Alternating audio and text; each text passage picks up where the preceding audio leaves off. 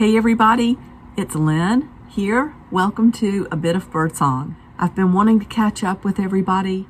I feel like I have a lot of little video clips to put together, so I'm going to try my best to edit a cohesive video for you. Let's start with Saturday, November 19th. And I wanted to share the classroom today for the Junk Journal Christmas edition. I've got things on display. Mary, you're going to recognize some of your work. We are focusing on projects that are good for Christmas, so I can't thank you enough for sending those. I have my Christmas journals here, and then lots of supplies. We have wallpaper, ribbon, bits of ephemera. There's the doll head with the needles for binding, glitter. We have a punch here to make small tags. And then just a lot of trim and fabric if we need it. We have charms, lots of sharp awls ready to go. And I have a file here that's got just different papers if anybody wants to look through that. We have a table that is set up so that everybody can sort of face each other and talk and share supplies. Everybody has a junk journal pack. They're not as large as I normally make them because there is so much additional paper that I've brought in to be used for the class, and I even brought in an extra box from my workshop. So I think we're going to have plenty of stuff. We have glue guns, Christmas stamps, letter stamps, all sorts of ink pads, and for today's class, I did make up a new Junk Journal Gazette. This is issue number 2. I'm going to try to do one for every class. I will have this on my website so that you can download it and use it if you would like. That's it for right now. I will try to share more at the end of the class when we've made some journals. Mary, you will also notice some of your beautiful creations on the Christmas tree. My friend Carolyn from online sent homemade little ephemera bundles as well. They are absolutely gorgeous. I think this is one. A lot of those are decorating a tree out on my workstation where people can be inspired. But I want you to know your work is here. I'm definitely giving you credit for it. It's just so inspiring. I wanted to have a tree covered with pretty much homemade ornaments so that people can get ideas for things to do at Christmas time.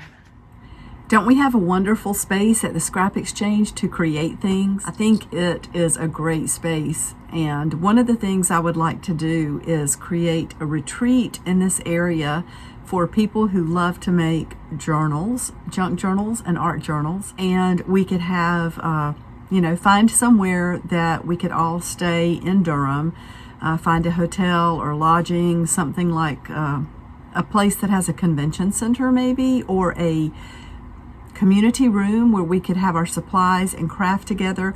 I also think it's a possibility that we could work in the design center at the Scrap Exchange. I think this is a great area though because we have a lot of really good thrift stores, and we have antique stores, and we have the Scrap Exchange. With that being said, at the Scrap, we've worked really hard to get the gallery up and running. COVID hit everybody pretty hard, and for a while we haven't had shows in the gallery, but we just opened a new show for this month, and we have employee art and friends of employees, family of employees, their art. So it's just a beautiful gallery. I think the entryway is so beautiful, and I can't wait to see the other artists and displays that will come after this showing. You can see the beautiful entryway. I love this sign, "Make Art, Not Trash," and the beautiful flowers that are hanging all around the entrance. They're really, really pretty in the light that shines in. And then down the hallway where you walk into the Scrap Exchange, just a lot of beautiful prints, and we're still working on the tree. And then we come into the gallery with the beautiful art of different employees, family members, friends of employees, It's just a beautiful display of what you can do. The bear, yes, we wouldn't sell that. It's something that was donated, and we felt like we would honor it by putting it on display. But you can see other art pieces. There's an interactive installation that is a lot of fun. You write down your hopes and visions and dreams and wad it up and throw it into the basketball hoops. I put one in there. And then just more beautiful art. I hope those of you who are local can come check it out. The workshop is cleaned out at this point. I'm kind of scanning the background to make sure I'm telling you the truth. But it is. Michaela was here today, and she came in and looked around, and we're in the planning phases for working together in here and working on things together, even if we're not in the same spot. I did make a couple of really fast, quick junk journals for the class on Saturday, and I will show you those.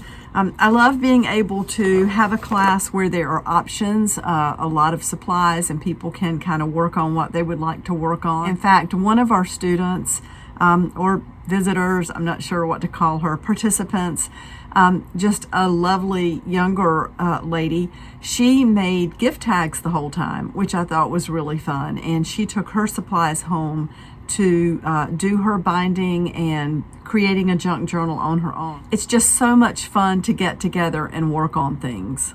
And I love that it doesn't take a lot of material or really skill to put together a fast junk journal and to be able to get started on this pathway of making something that is so much fun. I'm going to close this video for now. I wanted to get all of this information. That was a lot of videos and stuff on my phone, and I wanted to get it all consolidated here and let you know what I've been up to. And I will be back really soon, very soon, with more videos. I need to do one about binding a journal, and I want to show you the journals I made and show you my November journal that is finishing up, and then we will get into December journals. Bye for now.